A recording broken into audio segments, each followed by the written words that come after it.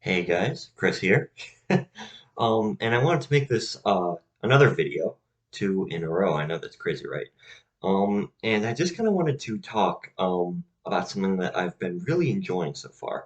Obviously, I'm not finished with it yet, but something that I've really had a fun time with so far is the Lego Star Wars Skywalker Saga video game.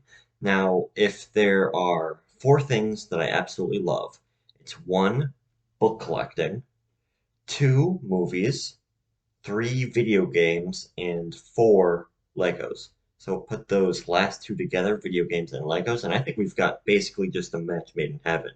So the game itself, I'm going to start by saying it's not your grandfather's Lego game. This game attracted a lot of fans, especially. It wasn't like Lego City Undercover or even something like Lego Dimensions because um, they have a lot of original IPs, and it's not Lego Star Wars. That's basically the crux of it because a lot of people grew up playing the Lego Star Wars games, and so if there wasn't any Lego Star Wars involved with it, they just purely weren't interested.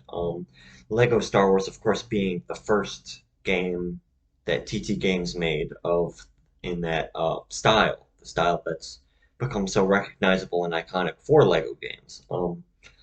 It started off with the prequels, which actually kind of surprised me. That was the first game that they made. It was for episodes one, two, and three, while Lego Star Wars 2 was for the 4, 5, and 6, the original trilogy. And then there was a sort of combo, the complete saga, with the first six, well, just at the time, the only six movies. And that was really, that one, if you asked anyone, that one was the most popular one because you got to go through one, two, three, and then four, five, and six, and you can have all the characters together. There was Lego Indiana Jones in there. He was an unlockable character, and that was fun. Um, and so then that was the real popular game. And so then there was Lego Star Wars 3, The Clone Wars, and that game broke my Wii. A friend brought it over one time, and it completely just fried the Wii from the inside out, and we had to open up the Wii to get the game out.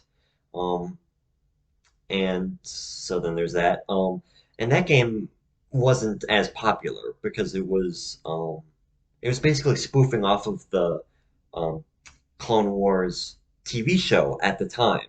And at the time, it wasn't really that popular. A lot of people didn't like Ahsoka. They didn't really like what was being done with the story. And of course, looking back, that really was a cult classic, and that came out to be one of the most popular Star Wars properties in retrospect, of course. And so then that game wasn't too popular. And then there was Lego Star Wars The Force Awakens, which was an entire game dedicated to that single movie, with, of course, the opening level being for episode 6. And I think, besides like Lego Incredibles, which I do want to play someday, Lego Star Wars The Force Awakens is the one Lego game I just don't really have any interest in playing. I'm one of those people who tolerates the sequels, but I'm also fine pretending that they never really existed. Um, and so then that one was really kind of unpopular. But what's special about that game is that it actually introduced a lot of elements that are in the Skywalker saga. There's the multiple builds that you can do. There's the sharpshooting, like the third person over the shoulder camera. And so a lot of people are experiencing those things for the first time, even though they were first introduced in The Force Awakens. And I just think that that's interesting. Anyways, to get back to the game itself, what do I think so far? Like I had mentioned before, it's not your grandfather's Lego game. There are a lot of different things. There's the much more open hub world. You know, you can travel all across the galaxy and you unlock the planets as you play through the trilogies. That's another thing I think is really interesting. For preparation, I guess, I played a bit of the complete saga. And I think it's interesting how all of the movies they open up but you have to play level 1 from episode 1, Negotiations, first. You have to play that one first, and then you can just hop into whatever movie you like, episodes 1, 2, 3, 4, 5, or 6. And I thought that that was pretty interesting. And obviously, there's the voices in the new game, which there weren't in the old one. There was just like mumbling and grunting, and the comedy came from a lot more of a physical spot. You know, there'd be like physical on screen visual gags. And that's something that people have said that that's a magic that Lego has lost since Lego Batman 2 because they're essentially just talking now. Like the comedy comes in the spoken word. And that's something I never really necessarily agreed with.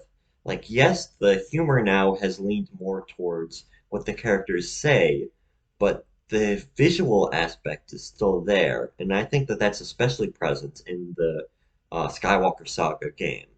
And that's simply for the reason of um, they're trying to blend both seamlessly because there's actually a mumble mode you can turn on in the extras menu. And I think that this is something kind of interesting. I kind of wish that they didn't do this, but the subtitles are still there, so you can like read what they're saying, but they're going like like in the old games, which is something that I think that a lot of fans would get a kick out of. Um, though I think it's interesting. I don't think a lot of people are going to be doing that. And that's still one of the biggest complaints. It's like, well, you have this option now, but you're not going to go for it. Which, I can go either way. So I'm keeping the voices on, and I'm just letting it play out. And I think I'm fine that way. In terms of the levels, like I had mentioned, the complete saga, you have to play episode 1, level 1 first. But then, like I mentioned, you can just play whatever you want after that. In this new one, you can basically start from the three trilogies. You can start from episode 1, The Phantom Menace, episode 4, A New Hope, or episode 7, The Force Awakens. And that's another thing I thought was really interesting. I'm glad that they didn't kind of force you into a linear path because, and this is another thing that surprised me. From what I've seen of a lot of people who play it on YouTube, they've mainly started from episode 1, which, like I said, I thought was interesting.